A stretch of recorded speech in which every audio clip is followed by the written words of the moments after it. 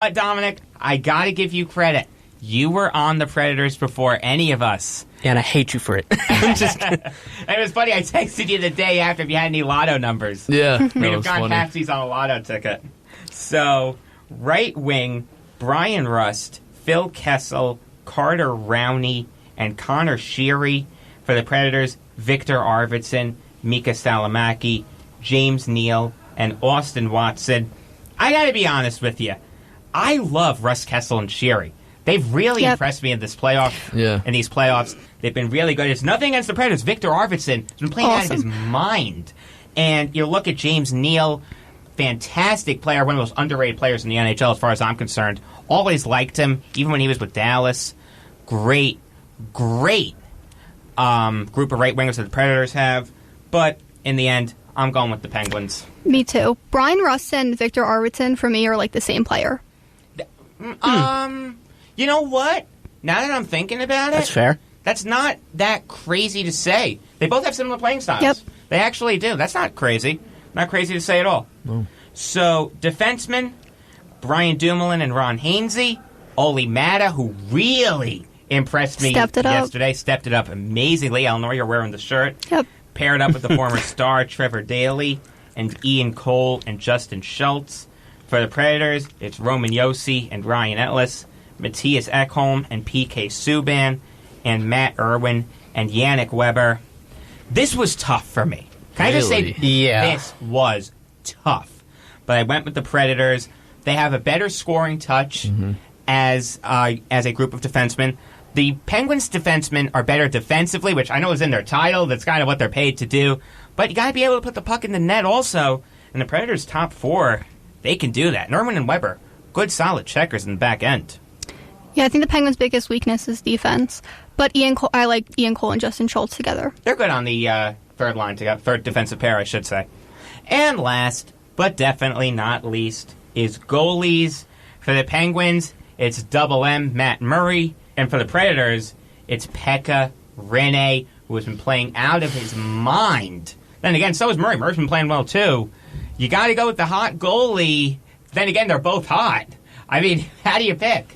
How do you pick? What's Pekka our favorite Rinne. Pink Floyd album again? The Wall, or is it called Pekka Rinne? Like, seriously. I mean, no, I'm serious. I'm serious. I liked how you did that. Thank you. That was good, Eric. I'll be here all week, hopefully. But honestly... No, you won't. You got to get out of here at 4 o'clock. Oh, yeah, that's true. I got stupid, I got stupid work. And yes, Brandon, I do always say that. No. I got No, but like stupid work. I like money. I just don't like going. But for a goalie, I'm going to pick the Penguins only because if Matt Murray's having an off day, Fleury's right there, too. I feel like that's another reason not to pick him. I mean, you only have Pekka there, so it's like he has to be, and he's been hot nonstop since round one. So I feel like there's a logic to Eric's thinking that yes, there is, that the Penguins have the better goalie duo.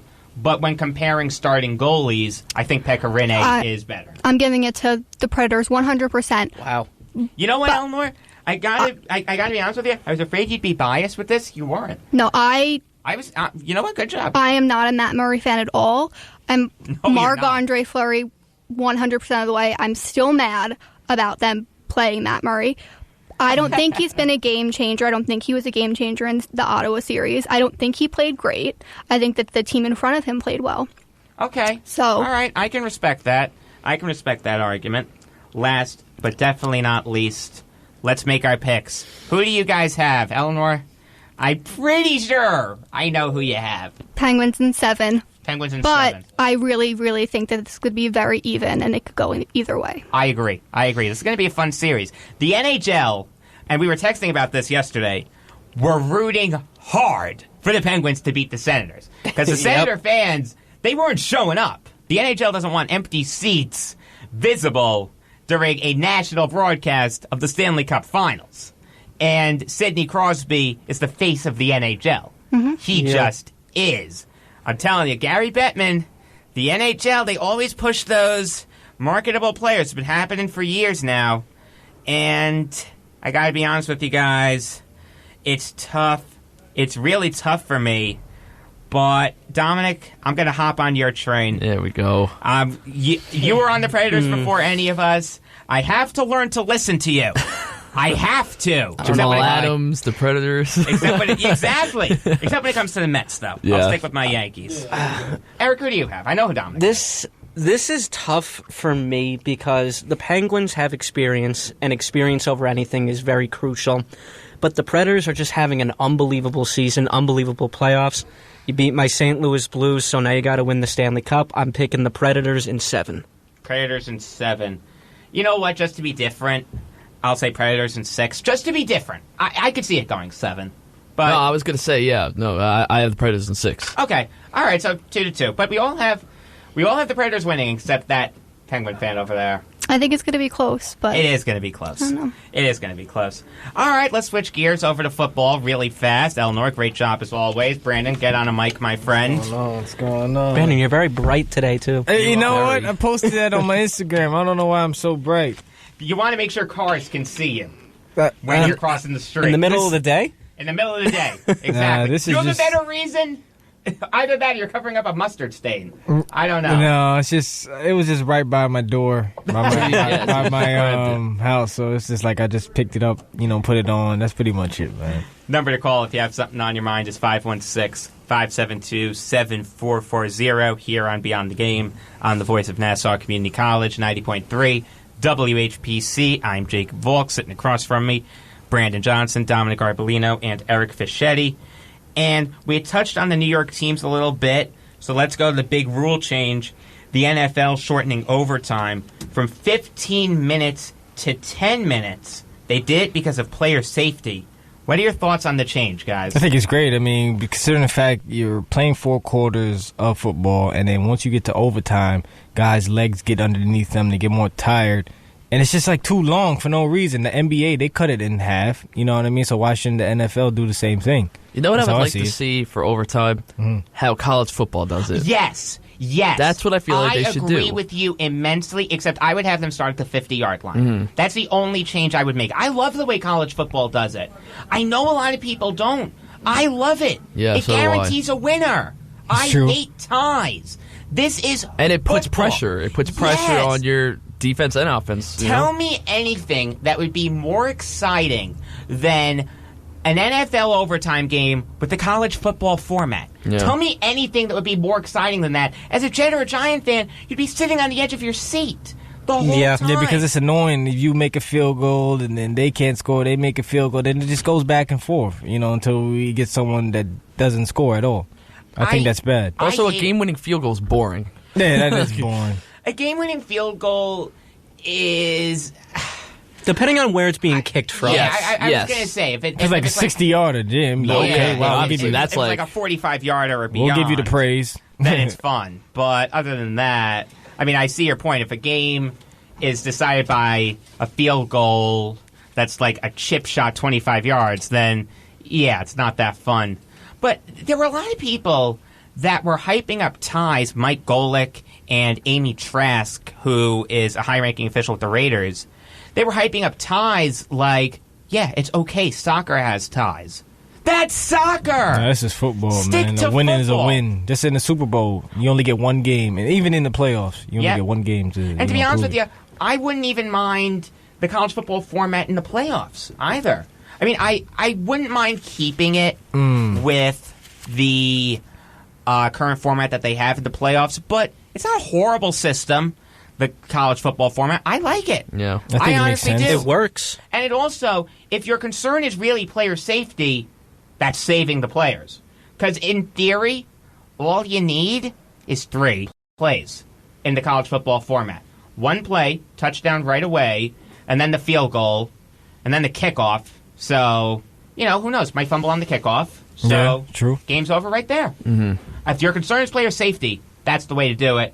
Ties are an absolute joke. I hate them so much. It was so frustrating. And to see. that game could mean anything from getting into the playoffs, too. Like, that game means the world. Yeah, oh, of course.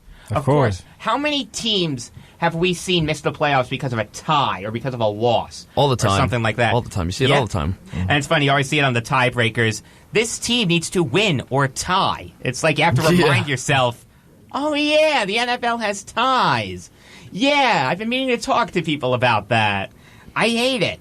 I hate it, guys. It's always been a pet peeve of mine. So, we got about 2.5 minutes left. It is time for the bottom of the ninth. Brandon, we'll start with you. Yeah, I just want to say, I want everybody to calm down with the Odell Beckham antics, all right? He will be back for mandatory training camp. He's a superstar, all right? He's still getting work in with Chris Carter, who's a Hall of Famer. Come on now. I agree. This is much ado about nothing. Jim from Montauk called in earlier, and we had touched on it then. This is a joke with Beckham. Dominic? The NFL, the players can now celebrate again. They're all excited about that.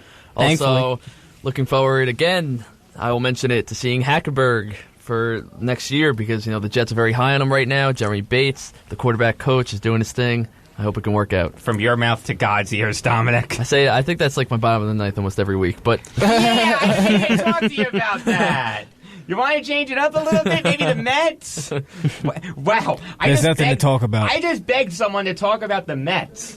What Twilight Zone am I living in? Our PD is right behind Sean's us. pretty I think happy he wants about to say that. something. Get Rod Serling here right now. You get a raise. Yay! Do I get double my salary? Yes, triple. Yeah! Triple. Hey, wait a minute. That's still 0. I don't think they know this. The listeners don't know that.